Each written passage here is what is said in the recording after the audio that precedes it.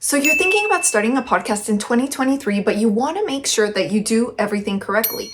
Do you know how many agreements you need if you're planning on starting a podcast? Do you know what type of agreement you need if, let's say, you bring on a co-host?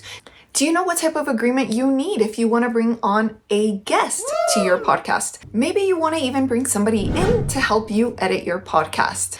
Well, in this video, we are going to cover a couple of different contracts that are going to serve you well if your goal in 2023 is to start a podcast. So before I dive into the three most crucial types of podcast contracts that you want to have, I do want you to take note of this one very important issue, and that is think about whether or not you want to be owning the content that you're creating. So I know that this sounds like an obvious answer, like, yes, of course, I want to own the content that I am creating. But if you have a producer, say for example, then you might not be owning the content if you haven't signed the proper agreement as the podcast host or the person who actually is creating the content. So just to give you an example, Jeff Lewis is on SiriusXM and he creates his content, but he is not the owner of his content. SiriusXM owns his content. So I pose this question to you because if you're not in that situation where you have somebody producing your content, then maybe you don't have to worry about it. If you are your own producer, you're the one creating the content and you're the one, distributing the content, then good for you.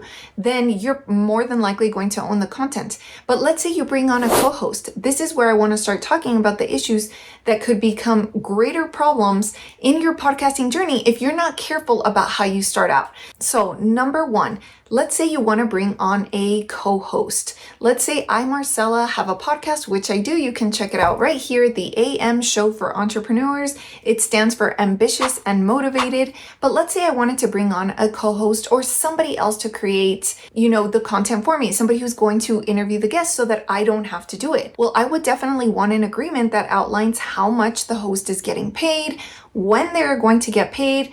Perhaps I want to, narrow the scope of the types of questions that they can ask. And I also want to make sure that even though they've created it, I still own the content, right? But maybe, the person that I hire is going to want to own the content.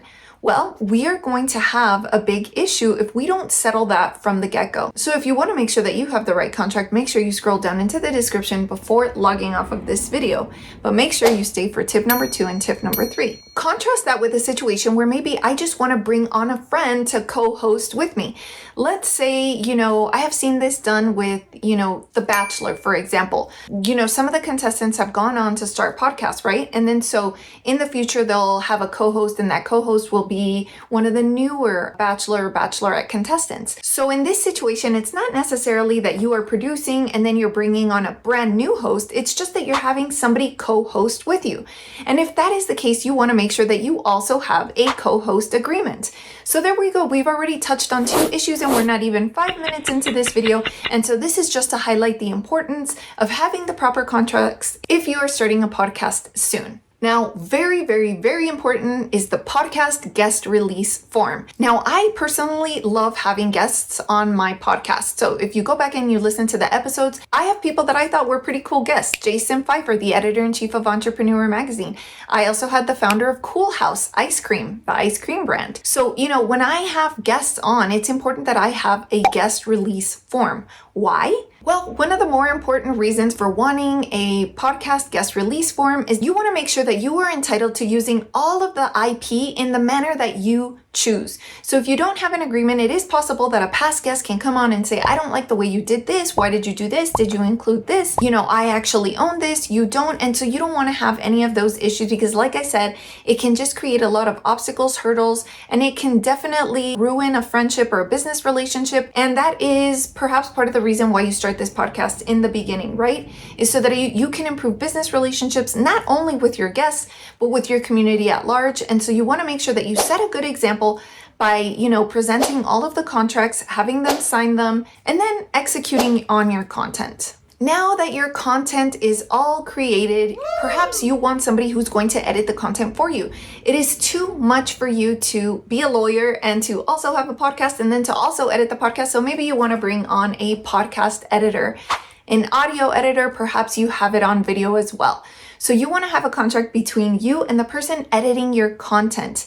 You want to make sure that they are very, very clear on what it is that they are to do with your content. You want to make sure that they, perhaps keep it at a certain length. They want to know how much they're getting paid. They're not doing this for free. If your podcast is being released at a certain day and a certain time, every week, every month, then you want to make sure that they comply with the deadlines as well.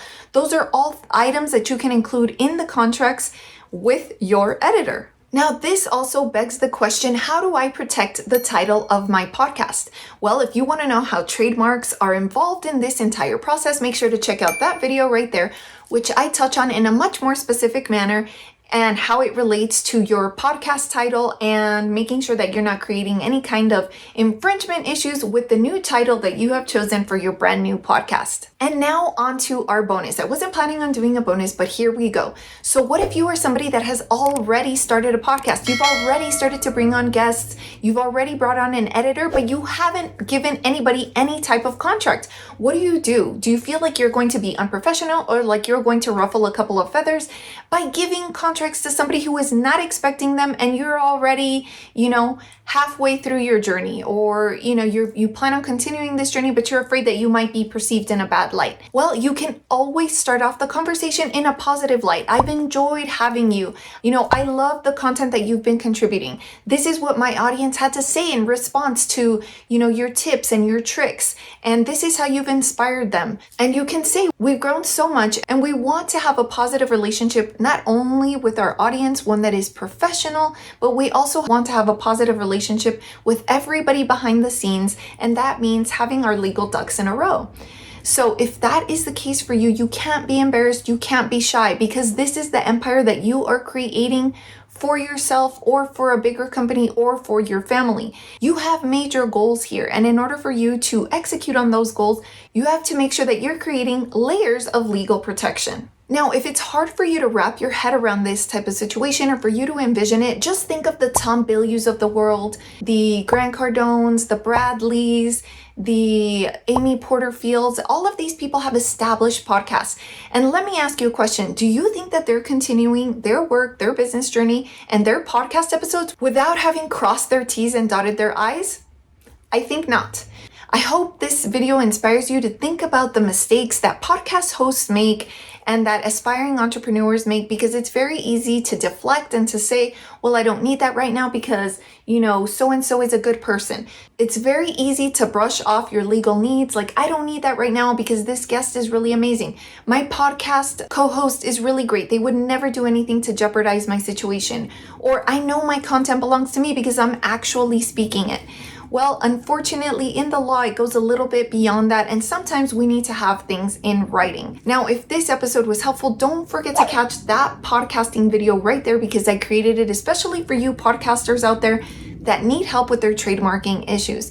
And again, scroll down into the description below if there are any agreements that you need for your podcast agreement, because guess what? They are not expensive. Scroll down into the description and there you can find what you may need. And if there's something missing, send me an email. It's always free to do so. And I'd be more than happy to include whatever it is that your podcast requires.